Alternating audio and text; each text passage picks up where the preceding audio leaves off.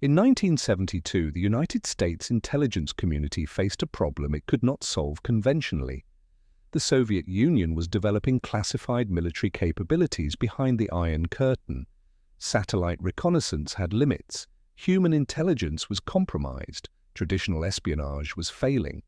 At Stanford Research Institute in Menlo Park, California, two physicists proposed an alternative. Harold Puthoff and Russell Targ were laser researchers.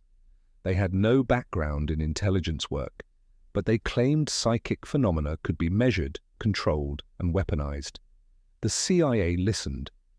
By 1973, the agency was funding experiments into what Puthoff and Targ called remote viewing, the ability to perceive distant locations without physical presence.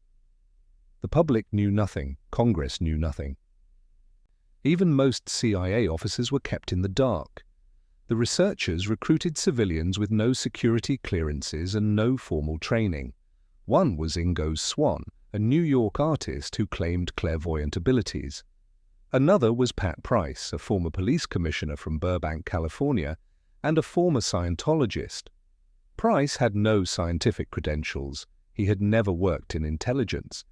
But he volunteered after a chance encounter with Puthoff near SRI. The experiments began under a program codenamed Scanate.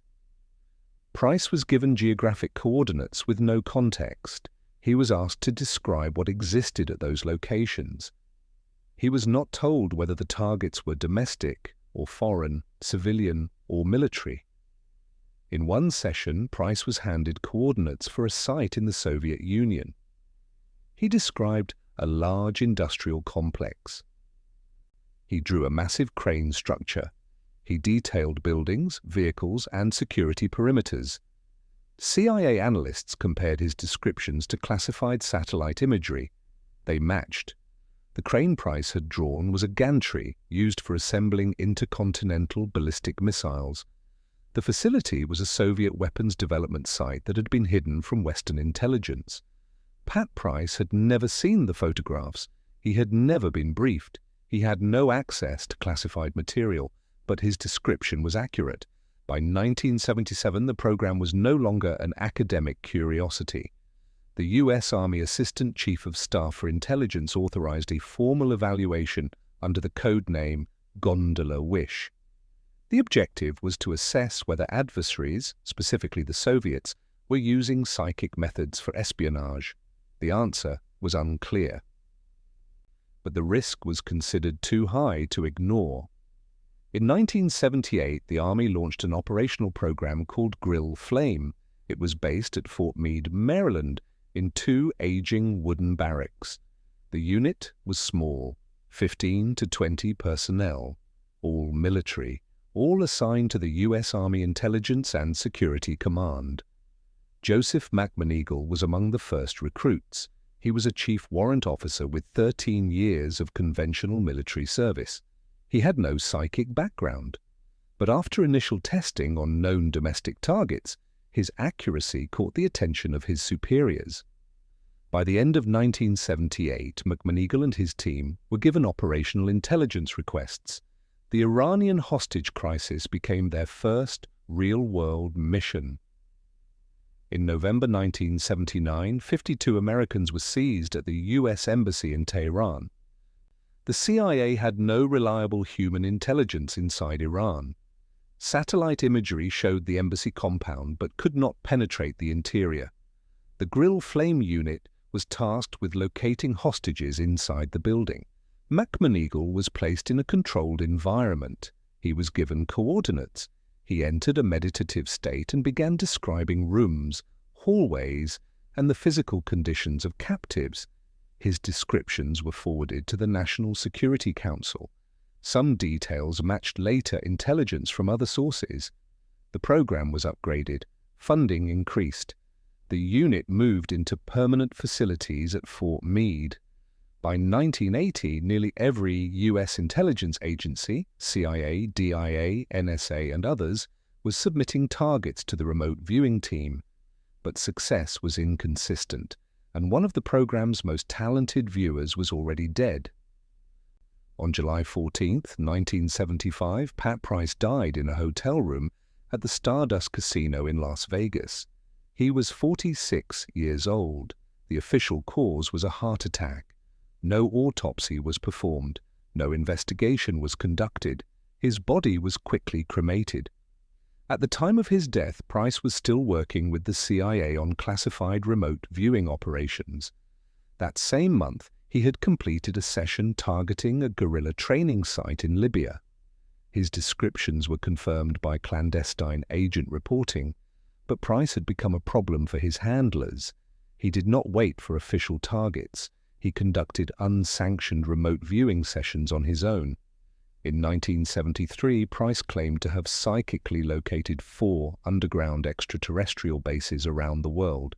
He described alien technology, non-human entities, advanced surveillance systems beneath Mount Hayes in Alaska and other remote locations.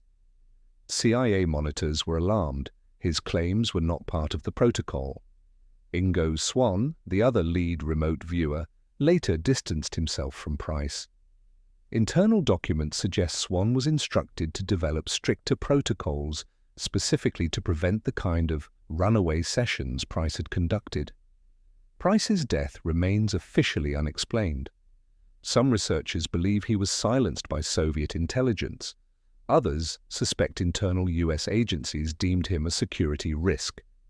No evidence has been declassified to confirm either theory, but after his death, the program tightened its operational controls. Remote viewers were no longer allowed to choose their own targets. Throughout the 1980s, the program operated under multiple code names to avoid detection. Grill Flame became Center Lane. Center Lane became Sunstreak. Each reorganization brought new oversight, new personnel, and new classifications. The work continued at Fort Meade in secrecy.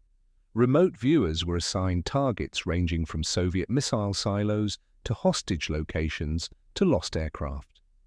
One documented success involved the 1976 recovery of a Soviet spy plane located by a young administrative assistant named Rosemary Smith, who had been recruited into the program. Another involved a training site crash in 1979, pinpointed within 15 miles by Grill Flame remote viewers. But the operational value remained disputed. Joseph McMoneagle later claimed his accuracy ranged between 65 and 75%. Other assessments were far lower. Statistician Jessica Utz, brought in to evaluate the program in the 1990s, estimated an overall accuracy rate of approximately 15%. That meant 85% of the intelligence was wrong, vague, or irrelevant. By the late 1980s, morale inside the unit was deteriorating. Internal divisions emerged over methodology. Some remote viewers preferred strict laboratory protocols. Others relied on intuition and less structured methods. Leadership changed repeatedly. Lieutenant Frederick Skip Atwater, an aide to Major General Albert Stubblebine, oversaw the program until 1987. After his departure, the unit was transferred to the Defense Intelligence Agency. In 1991, the program was renamed one final time, Project Stargate.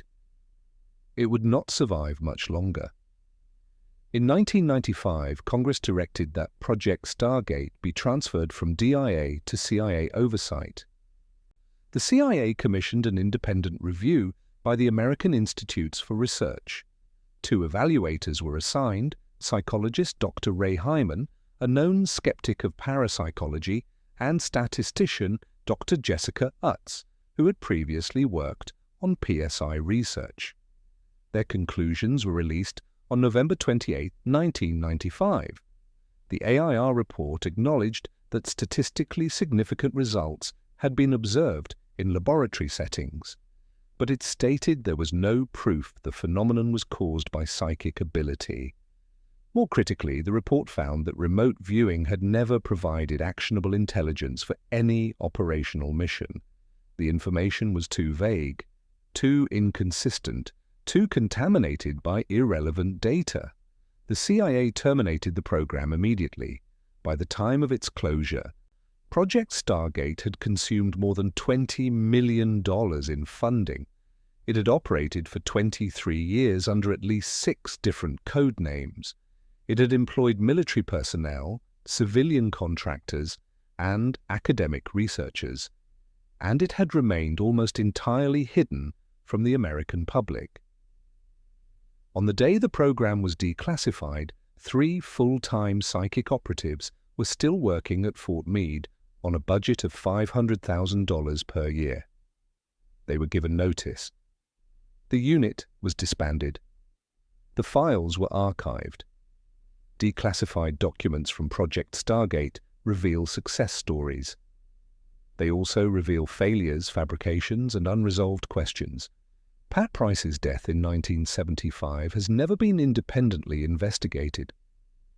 His unsanctioned remote viewing sessions on extraterrestrial installations were documented by his CIA monitors but never publicly explained. In the 1980s, other remote viewers were asked to revisit Price's alleged alien base locations. Their descriptions reportedly matched his earlier accounts. No official explanation has been provided for these correlations. Joseph McMoneagle continued remote viewing work as a private contractor after leaving the military. He has claimed success rates far higher than the CIA's final assessment. He has never been charged with fraud. His Legion of Merit award for his intelligence work remains on record. Ingo Swann, the architect of coordinate remote viewing protocols, later distanced himself from the military program. He accused unnamed officials of concealing the full scope of what remote viewers had encountered. The 1995 AIR report has been criticized by some researchers for methodological bias. Others accept its conclusions as definitive proof that psychic espionage does not work. The truth may lie somewhere between. What is certain is this. For more than 2 decades, the US government spent millions of dollars attempting to spy on its enemies using human consciousness as a weapon. The program was classified, the results were inconclusive, the risks were never fully disclosed, and the public was told nothing until it was over. Today, the declassified files of Project Stargate are available through the CIA's online reading room. They include thousands of pages of experimental data, operational reports, and internal memos. They document successful remote viewing sessions. They document failures. They document confusion, bureaucratic infighting, and unanswered questions. Former participants have written memoirs. Documentaries have been produced. The program has entered popular culture. But key questions remain unresolved. Was remote viewing a genuine phenomenon that intelligence agencies simply failed to operationalize effectively? Or was it a Cold War gamble based on wishful thinking and statistical noise? Did Pat Price die of natural causes in 1975, or was he eliminated because of what he claimed to have seen? Why did multiple remote viewers independently describe the same non-human installations after Price's death? And if the program produced no actionable intelligence, why did it continue for 23 years? The CIA says the case is closed. The files say otherwise.